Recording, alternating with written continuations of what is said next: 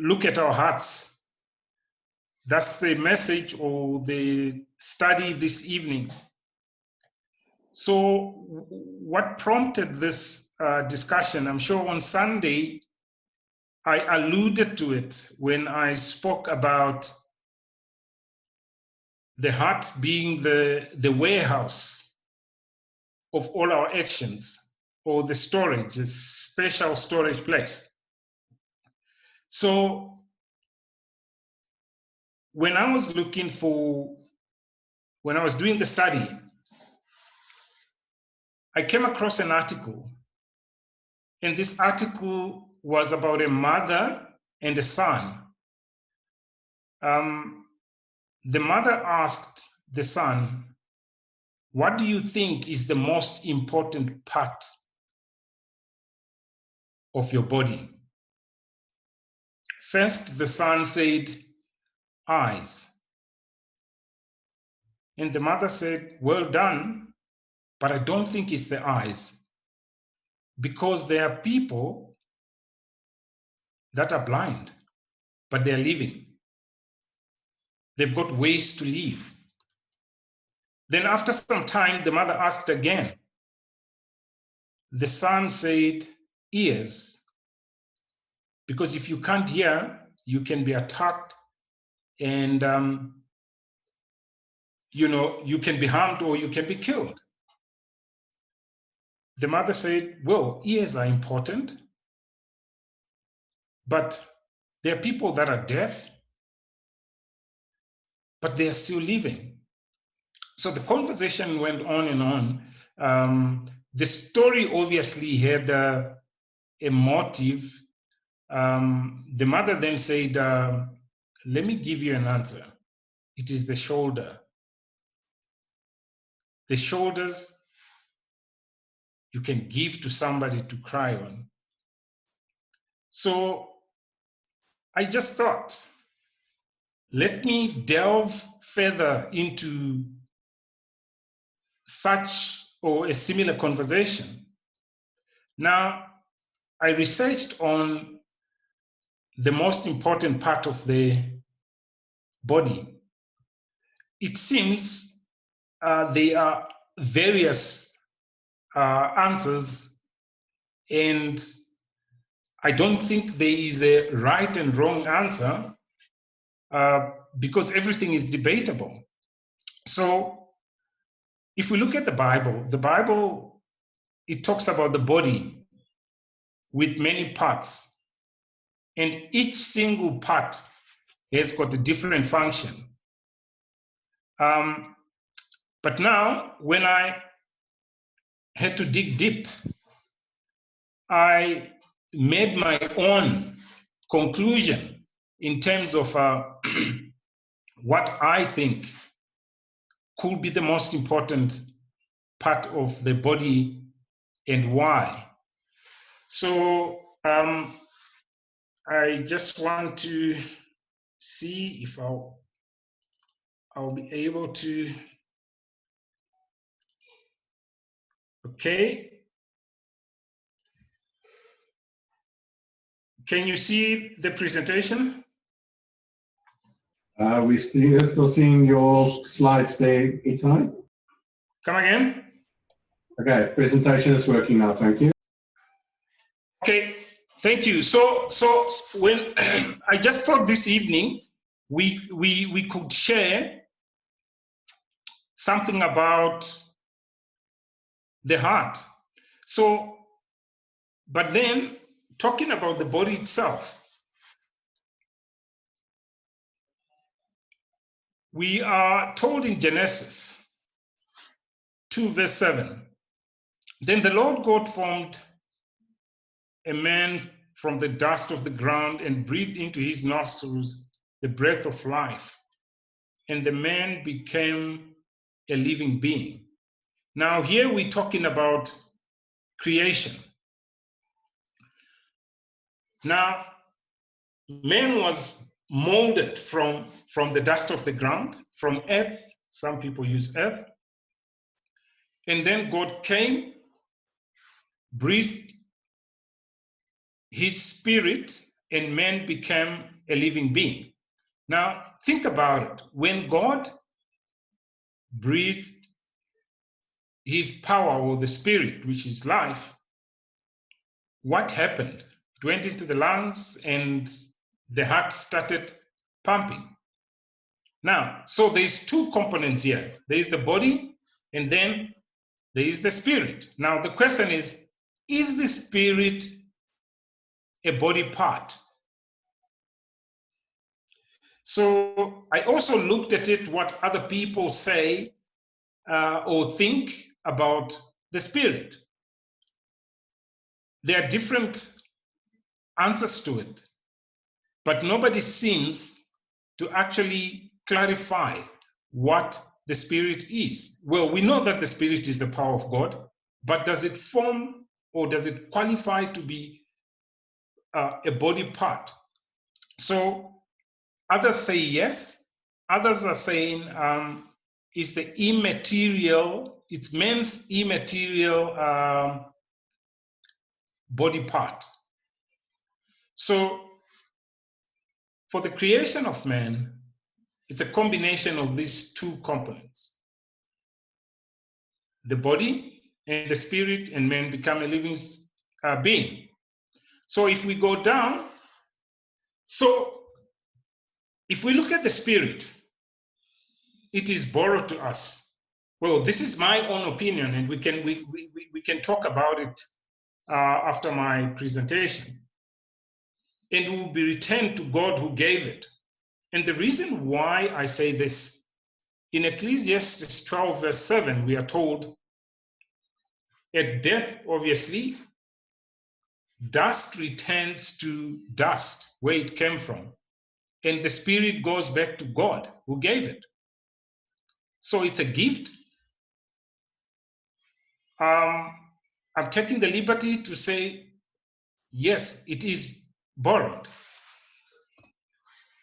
Now,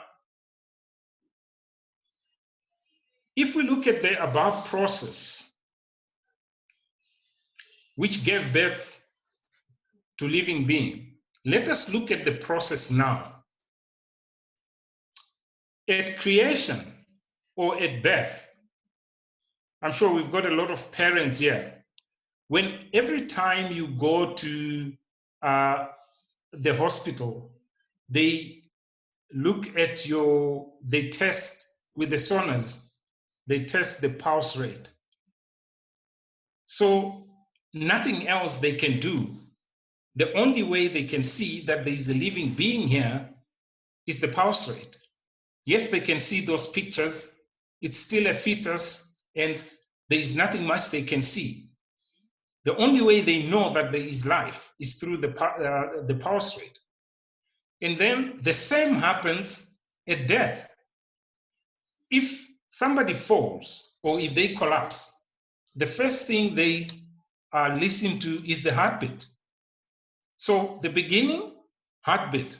The end, heartbeat. To me, these were my own wild thoughts, but I think it's quite interesting if we look at it from that angle. So I came up with my own conclusion that it would be safe to say the heart is the most important part of the body. So what does that mean? If the heart is the most important part of the body, what more does the Bible say about the heart? So we need to listen to our hearts. And in one of the articles that I came across, they said the brain and the heart are the most important parts of the body because the brain communicates everything. It's got all the senses and stuff. But now if you look at this picture, it makes more sense to me where the heart is leading the brain. In Genesis 6, verse 6, it reads, "The Lord regretted that he had made man on the earth, and it grieved him at his heart." So this is the time when the time of Noah, when the world had gone horribly wrong, sin was everywhere, it was uncontrollable. And if we look at those times and we look at the times now, there's turmoil, and this turmoil, it's uncontrollable. We don't know what to do. It's perplexed. It is indeed a sign of the times. Now, God regretted, and it says he grieved in his heart, which means, what is the heart? What does the heart do? So I think the heart is where all the emotions, the feelings begin, and then it feeds to the rest of the body. Now, in Genesis 8, verse 21, again, this is the same story, but at a later stage. We know that when God saw that sin was rife, he decided to destroy. And after he destroyed, again, he grieved in his heart. And we read from Genesis 8, verse 21. It reads, "And the Lord smelled a sweet savor. And the Lord said in his heart, I will not again curse the ground anymore for men's sake. For the imagination of man's heart is evil from his youth. Neither will I again smite anymore every living thing as I have done." So we can see two different scenarios, and we can see the actions and the decisions emanated from the heart. The decision to destroy and the decision not to destroy. Now, having said that, we are told in Proverbs chapter 4, verse 23, above all else, guard your heart, for everything you do flows from it. So, judging from the Genesis 6 and 8, we can see everything starts from the heart, the emotions, and then it comes into actions. So if our hearts are our drivers, we really need to guard them. Guard them against evil and guard them to lead them to do good. Still in Proverbs,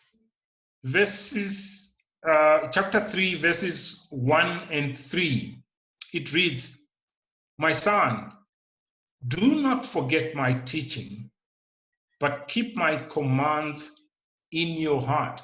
So how do we guard our heart? The only way that we can guard our hearts is by keeping the commands in the heart so that it knows how to react when intrusion comes. Verse 3, "Let love and faithfulness never leave you. Bind them around your neck. Write them on the tablet of your heart." And I read these verses on Sunday. Obviously, when we talk about a tablet of a heart, it's permanent. It's permanent stuff, something that you won't be able to erase. So if the heart is our warehouse, is our storage place, it needs to be properly equipped against any intruders, against strangers. And the strangers obviously is the world that we live in, which is so demanding.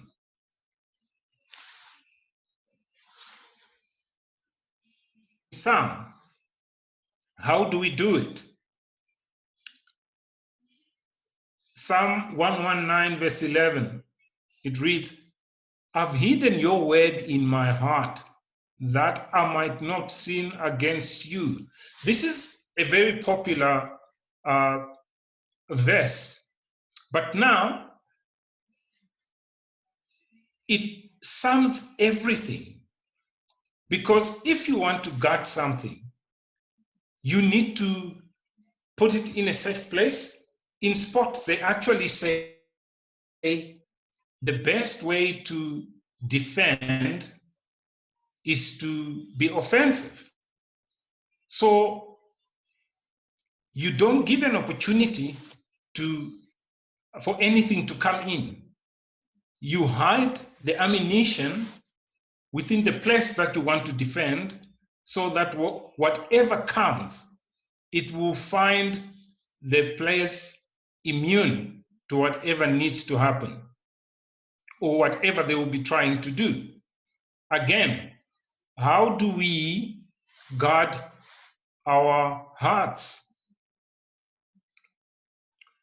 In Psalm 37, verse 4, it reads, take delight in the Lord, and he will give you the desires of your heart. Now, I thought I would emphasize on the word desire because it's a strong word. Desire is a strong feeling of wanting to have something or wishing something to happen. Now, we do all have our wish lists, and some wish lists are small, some are big, some are absurd, some makes sense. But now, here we've got our wish list, and we need to leave everything to God as he has commanded us, and he will grant us our desires if the motives are correct. Now, the problem that we come across when it comes to desires, when it comes to wish lists, and I'm speaking to myself here more than anything, I'm sure it touches on others as well, or it applies to others. In Samuel 16, verse 7, here is a story of Samuel. He was told to go and anoint David. I just want to go into my Bible, and I will read from 1 Samuel 16. The Lord said to Samuel, how long will you mourn for Saul, since I have rejected him as king over Israel? So God had made a decision not to anoint Saul. Fill your horn with oil and be on your way. I'm sending you to Jesse of Bethlehem. I have chosen one of his sons to be king, and this son is David. But Samuel said, how can I go? If Saul hears about it, he will kill me. The Lord said, take a heifer with you and say, I have come to sacrifice to the Lord. Invite Jesse to the sacrifice, and I will show you what to do. You are to anoint for me the one I indicate. Samuel did what the Lord said. When he arrived at Bethlehem, the elders of the town trembled when they met him. They asked, do you come in peace? Samuel replied, yes, in peace. I have come to sacrifice to the Lord. Consecrate yourselves and come to the sacrifice with me. Then he consecrated Jesse and his sons and invited them to the sacrifice.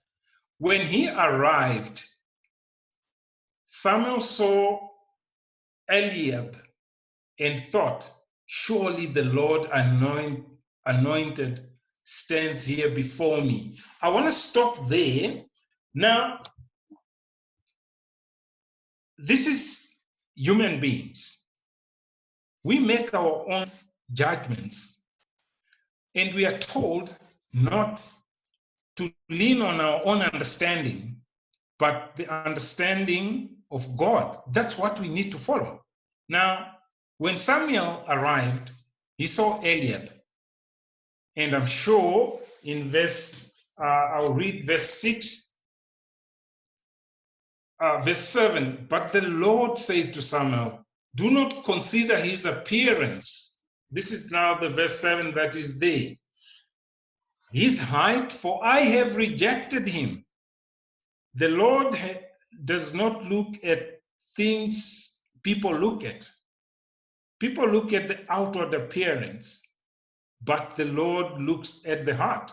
So I'm sure Eliab was this giant, good-looking, maybe dressed properly, and he looked the part. He could have been, from a human judgment point of view, Samuel thought, this is the man. But now, the lesson that we need to take from there, again, look at the heart. If the inside is clean, the outside will also show good expressions. Again, we are told it's supported in 1 Peter 3, verses 3 and 4. Your beauty should not come from outward adornment, such as elaborate hairstyle or the wearing of good jewelry or fine clothes. Rather, it should be that of your inner self. This is now talking about the heart. So it's a very good lesson. This is the most important part, in my own opinion, should be clean. It shouldn't have any defaults. The fading beauty of a gentle and quiet spirit, which is of great worth in God's sight. So Jesus, at so many times, he mentioned this to the Pharisees. When they tried to trap him, they will ask him, funny questions, and he will answer them because he knew their hearts. He could see their actions. He understood what was happening inside, and he will answer them properly, and which they didn't expect, and they would wonder why. Now, this is what we are striving to be. We want to have a godlike attitude, godlike characteristics. So I urge you to have a cleaner heart. How do we achieve that? You will seek me and find me when you seek me with all your heart. What this simply means is be sincere, be honest in seeking me. Do not have hidden agendas or other motives, because that will lead you nowhere, because God sees the inner heart. Proverbs 4, verses 20 and 21. My son, pay attention to what I say. Turn your ear to my words. Do not let them out of your sight. Keep them within your heart. Now, the heart being the special storage place. Surely the precious stuff, you don't want to lose that, because once you lose that, you are giving room for intrusion.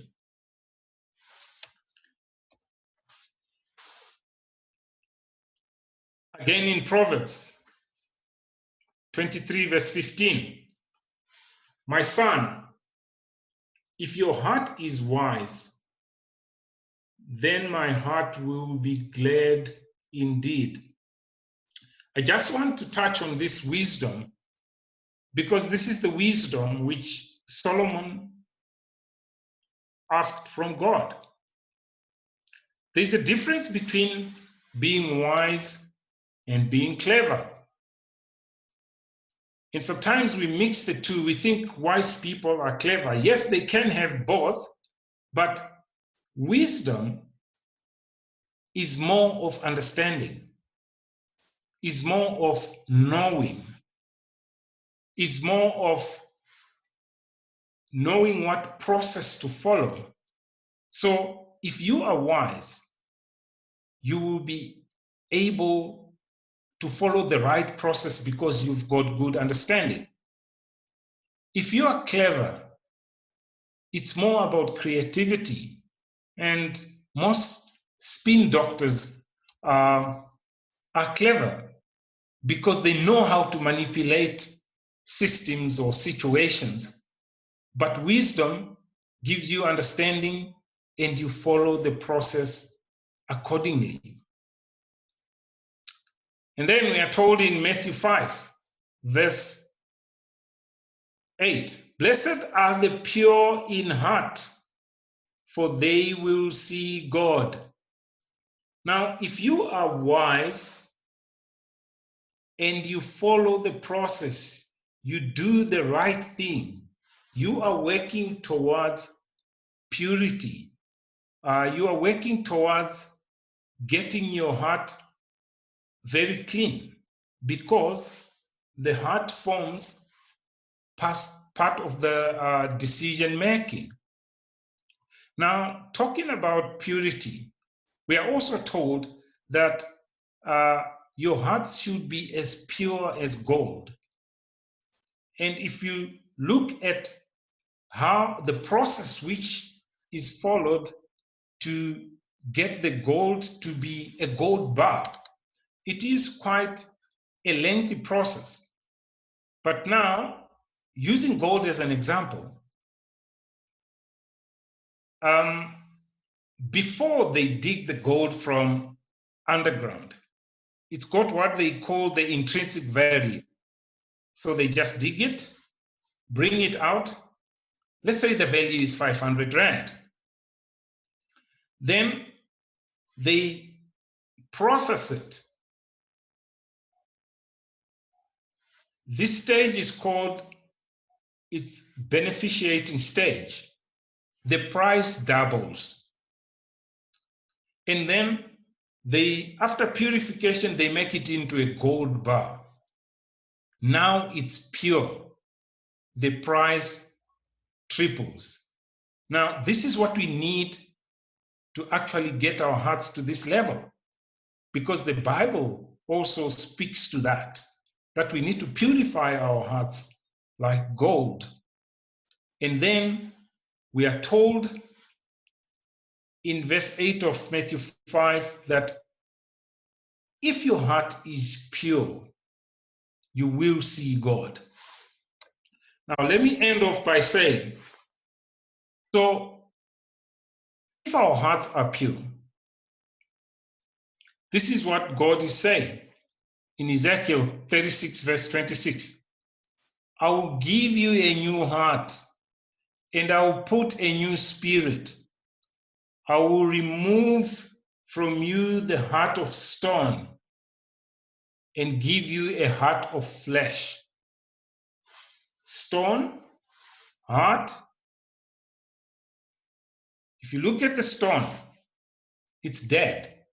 There is no living stone. If you look at the heart of flesh, it's got all these arteries. There is life. Getting back to the first part, it's talking about a new creation where you have a new heart, a new spirit in you. We know the story of Nicodemus. This is what he wanted. So, in conclusion, the heart is part of our decision-making mechanism. We need to listen to it. Thank you.